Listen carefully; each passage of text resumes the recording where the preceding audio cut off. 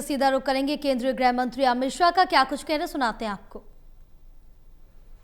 कार्यक्रम को थोड़ा देरी से करने का सोचा गया।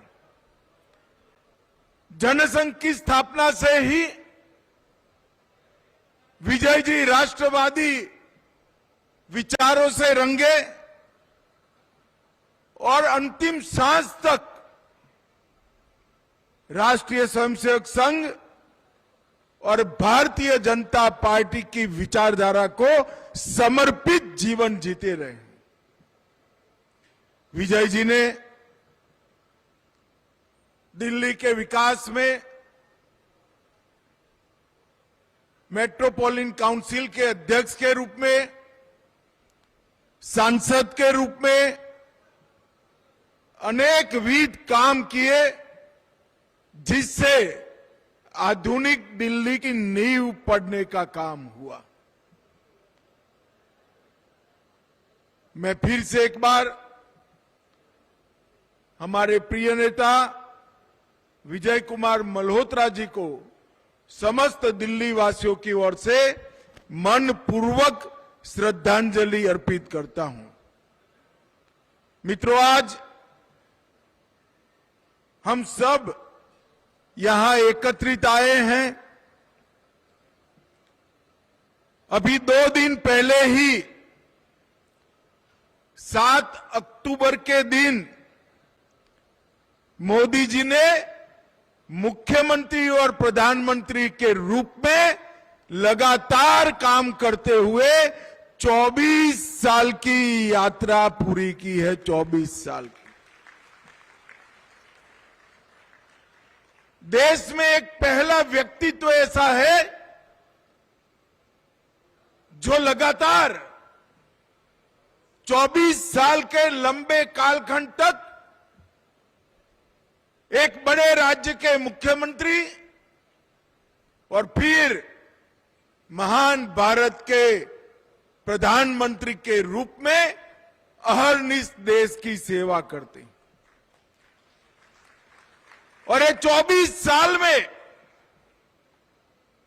अपने शासन में, चाहे वो गुजरात में मुख्यमंत्री के रूप में हो या देश में प्रधानमंत्री के रूप में हो, अनेक नई शुरुआतें की, जिससे हमारे आजादी के स्वतंत्र सेनानियों के स्वप्नों को पूर्ण करने की नींव डालने का काम किया। देश को सुशासन शब्द जो सिर्फ सुना करते थे, उसको जमीन पर उतारने का काम हमारे नेता और प्रिय प्रधानमंत्री नरेंद्र मोदी जी ने किया है। देश को सुरक्षित करना, देश के अर्थतंत्र को आगे बढ़ाना, और जब आजादी की शताब्दी मनाई जाएगी तब हर क्षेत्र में देश विश्व में सबसे पहले नंबर पर हो, ऐसे देश की रचना करने का संकल्प नरेंद्र भाई ने लिया।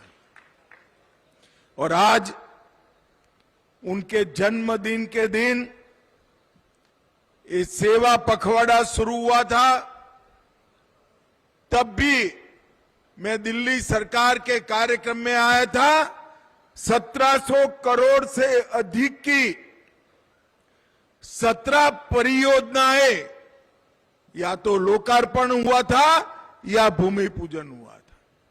और आज जब सेवा पखवाड़ा समाप्त हो रहा है, तब आज फिर से 1800 करोड़ की लागत से 11 लोकार्पण और 8 शिलान्यास एक ही कार्यक्रम के माध्यम से पूर्ण होते हैं।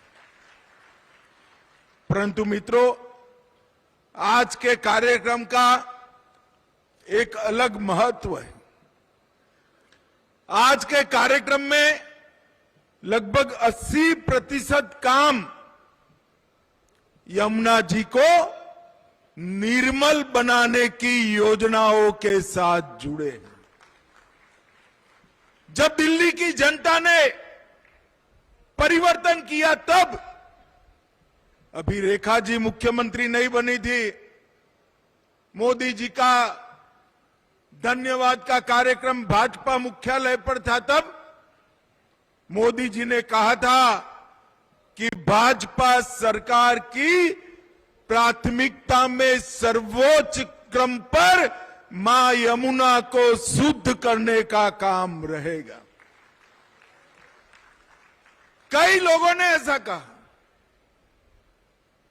ये आपदा सरकार जो थी उसने भी कहा था कि दूसरी बार वोट लेने आएंगे तो यमुना में डुबकी मारकर बताएंगे। उन्होंने नहीं मारी। प्रवेश वर्मा ने उनके कटआउट को डुबकी लगवाई। दिल्ली वालों, कटआउट भी बीमार होकर सफदरजंग अस्पताल में उसको भर्ती करना पड़ा।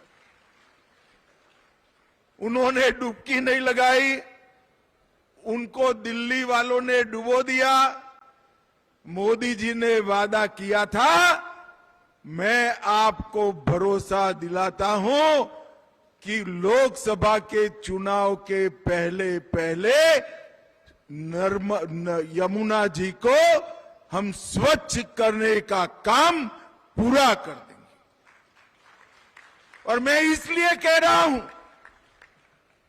मोदी जी के अध्यक्षता में एक मीटिंग हुई, अधिकारियों ने बताया कि ढेर सारा पैसा लगेगा। मोदी जी ने कहा, पैसे की चिंता मत करिए, हम जितना भ्रष्टाचार बंद करेंगे और जितना एडवर्टाइज कम करेंगे, उसी से यमुना जी का शुद्धिकरण हो जाएगा। और मित्रों, आज यमुना जी के शुद्धिकरण का, साफ यमुना के स्वप्न को साकार करने का रास्ता प्रशस्त हो चुका है।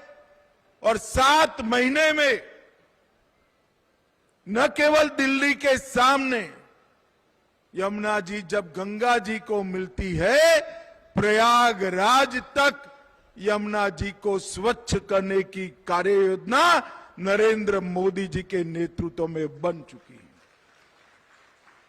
और संयोग देखें, यमुना जी की ही कृपा है